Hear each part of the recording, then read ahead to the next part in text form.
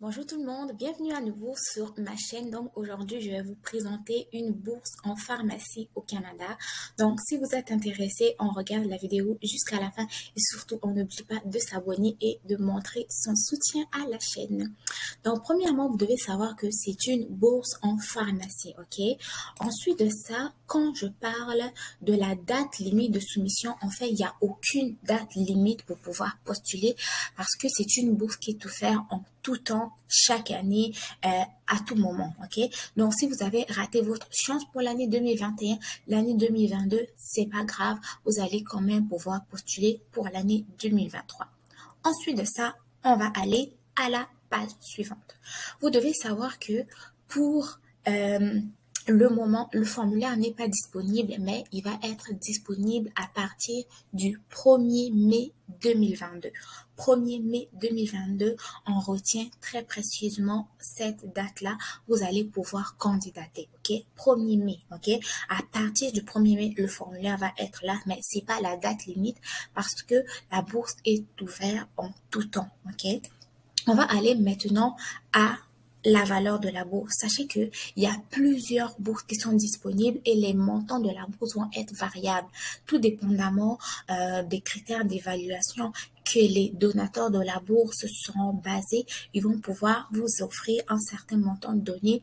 Mais pour ce qui est du montant réel, il n'est pas publié, mais il y a plusieurs bourses des montants différents. On va maintenant aller aux personnes qui sont visées par la bourse et personnes concernées par la bourse. Pour ce qui est des personnes concernées, sachez que c'est une bourse qui est ouverte à tout le monde, ok? C'est une bourse qui est ouverte aux citoyens canadiens, aux résidents permanents et aussi aux étudiants étrangers, ok? Donc, tout le monde trouve son compte là-dedans. Quand je parle d'étudiants étrangers, une fois de plus, c'est toutes les personnes en dehors des résidents permanents et des citoyens canadiens. Ensuite de ça, au niveau des programmes qui sont visés, sachez que ça va être le premier cycle en pharmacie. Ensuite de ça, il va avoir aussi le cycle de doctorat en pharmacie. Le donateur de la bourse, c'est l'Université Laval, bien sûr. Et au niveau des critères d'admissibilité, premièrement, il faut être en situation financière précaire, c'est-à-dire avoir des problèmes d'argent. Ensuite de ça, vous devez être inscrit à temps complet, ok, ou réputé être inscrit à temps complet au niveau de l'université à la session en cours ou avoir déjà terminé avec succès 12 crédits à l'université et avoir acquitté des droits de scolarité.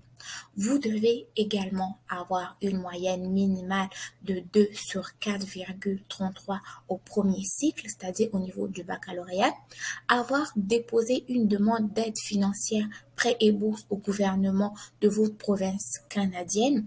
Cette obligation s'applique à tous les étudiants ayant la citoyenneté canadienne, ok?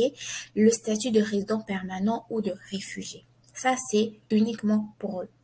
Et ensuite de ça, vous devez savoir aussi que vous devez prendre note que tous les étudiants qui détiennent un statut d'étudiant visiteur n'est pas accessible à la bourse. Donc, si vous êtes si vous avez en fait un statut de visiteur ou un visa visiteur, vous n'êtes pas visé par la dite bourse. Maintenant, comment postuler? C'est ça qui arrive. Premièrement, pour postuler, vous devez remplir le formulaire en ligne. Où trouver le formulaire? Don't worry, on va en parler à la fin de la vidéo. Notez que une réponse vous sera acheminée via mon portail et votre courriel ULaval, qui veut dire que vous devez soit déjà avoir commencé votre demande d'admission ou être déjà aux études dans cette université-là.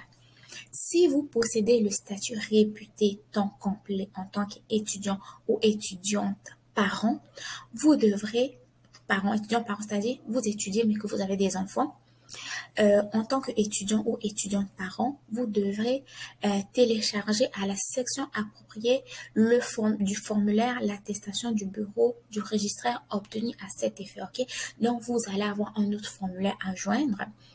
Et ensuite de ça, vous devez noter qu'un délai de 7 jours ouvrables est à prévoir pour l'obtention de ce document. Et enfin, un étudiant ne peut pas déposer une demande plus d'une fois pendant la même session, ok? Donc, pas de demande plus d'une fois, c'est une seule fois. Mais enfin, qui contacter en cas de questions supplémentaires, à qui se renseigner, qui poser des questions afin de pouvoir être plus éclairé. Donc, je vous ai mis l'adresse ici, mais pour les personnes qui vont être intéressées à aller postuler ou à aller ouvrir un compte, mon portail, ou les gens qui sont déjà inscrits à cette université-là en pharmacie, je vous invite à aller consulter le lien en barre d'informations pour pouvoir avoir plus d'informations supplémentaires. D'ici là, portez-vous bien. N'oubliez pas de liker la vidéo, de la partager. On se retrouve très prochainement pour une nouvelle vidéo. Bye bye.